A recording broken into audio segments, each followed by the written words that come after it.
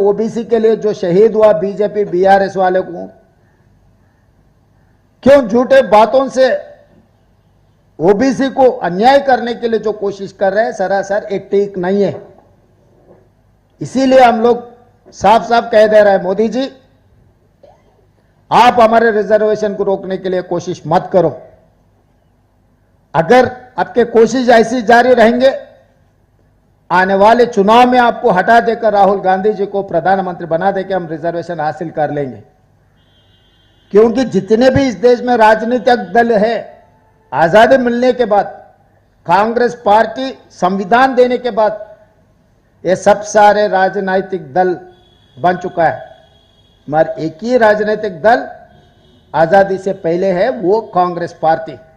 Congress party के लिए कोई सिखाने का जरूरी नहीं है। जिस दिन इस देश के आबादी पूरा आजादी के लिए जब लड़ रहे सोच रहे थे, तब कांग्रेस पार्टी ने जन्म लिया।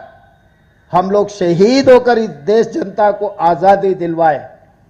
जब इस देश जनता को संविधान का जरूरत है, संविधान हमने दिए। इस देश को तिरंगा झंडा हमने दिए। इस देश में एससी एसटी रिजर्वेशन से लेकर ओबीसी रिजर्वेशन तक कांग्रेस पार्टी ने दिया हुआ है।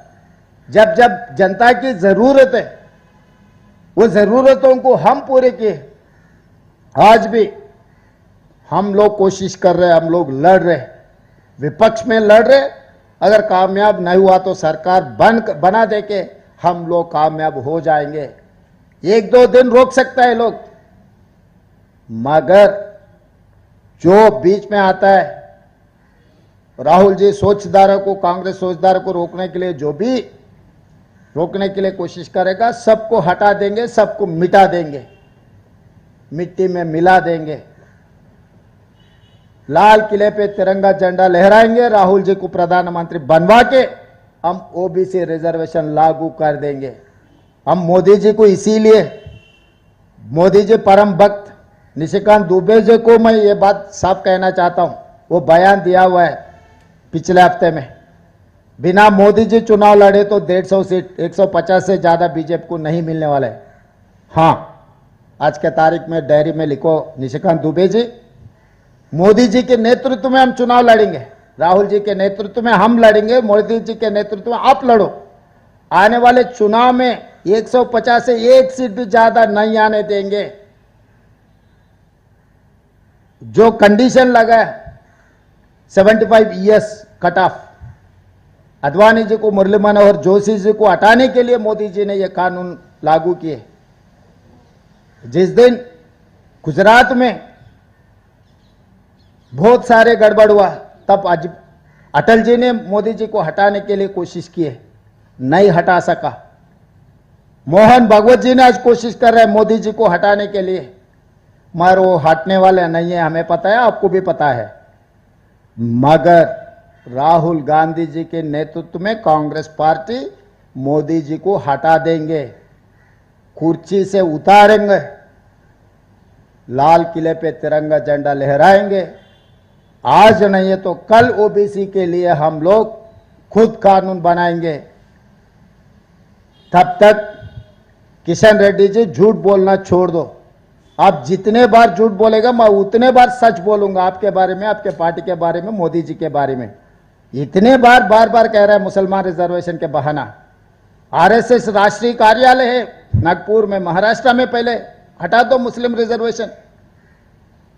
गुजरात में मोदी जी जन्म लिए, वहां पर भी हटा दो। मोदी जी उत्तर प्रदेश से सांसद बन के आए, प्रधानमंत्री बने, उत्तर प्रदेश में हटा दो। ये 3 राज्यों में आप हटा के तेलंगाना राज्य को आप सुझाव दो। बहानों से सरकार नहीं चलने वाले है, बहानों से आप बचने वाले नहीं है। तेलंगाना 4 करोड़ जनता बहुत होशियार है, आपसे भी ज्यादा। इस देश को चलाया है तेलंगाना का धरती पुत्र पीवी नरसिंह राव ने। इस देश को कैसे आगे लेकर जाना है, तेलंगाना ने रास्ता दिखाया। इतना याद रख के आप राजनीति करो।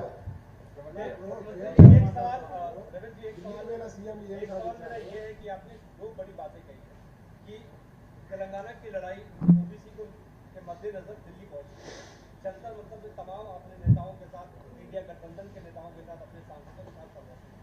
आपने ये भी कहा कि राष्ट्रपति और प्रधानमंत्री आपको अपॉइंटमेंट नहीं दे रहे, ओबीसी को लेकर आप अधिक हैं, लागू करवा के रहेंगे, बड़ी मुश्किल हो रही है, कैसे लागू करवा कर रहेंगे, क्योंकि सरकार तो भारतीय जनता पार्टी की है। पहला सवाल। दूसरा सवाल ये कि राहुल गांधी ने आज एक बड़ी प्रेस कॉन्फ्रेंस की है और खुलासा किया है चुनाव आयोग को लेकर।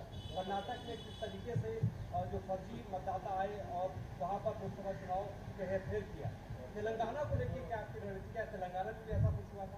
अभी तो हम लोग 42% ओबीसी रिजर्वेशन में हम ज़्यादा ध्यान दिए। राहुल जी जो सवाल खड़ा किया, देश भर चर्चा होना है।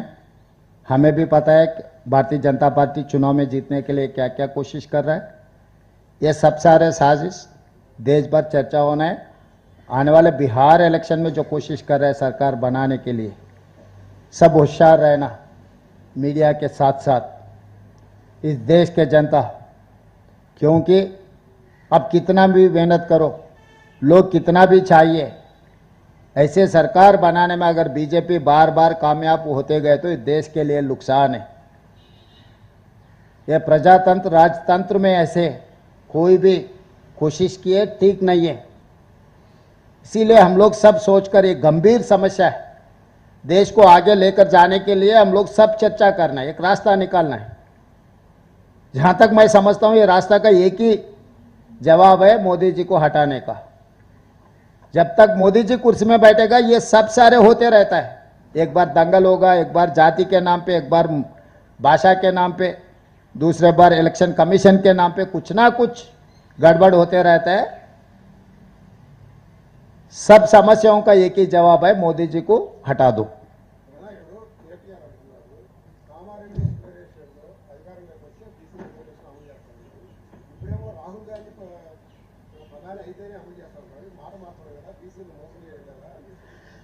ఆయన పిచ్చాయన ఏ మాటలు మాట్లాడుతాడో ఆయనకే తెలియదు. ఇప్పుడు ఢిల్లీకి ఎందుకు వచ్చినాము? మేము పంపించిన బిల్లులను ఆమోదించకుండా గవర్నర్ గారు రాష్ట్రపతి దగ్గరకు పంపించిండు. ఎన్నికల ప్రక్రియ, ప్రభుత్వ పరిపాలన అనేది అవగాహన ఉంటే ఎవరు ఇట్లాంటి పిచ్చి మాటలు మాట్లాడరు. ఆయన పిచ్చితనము, అసంతృప్తి, కుటుంబ సమస్య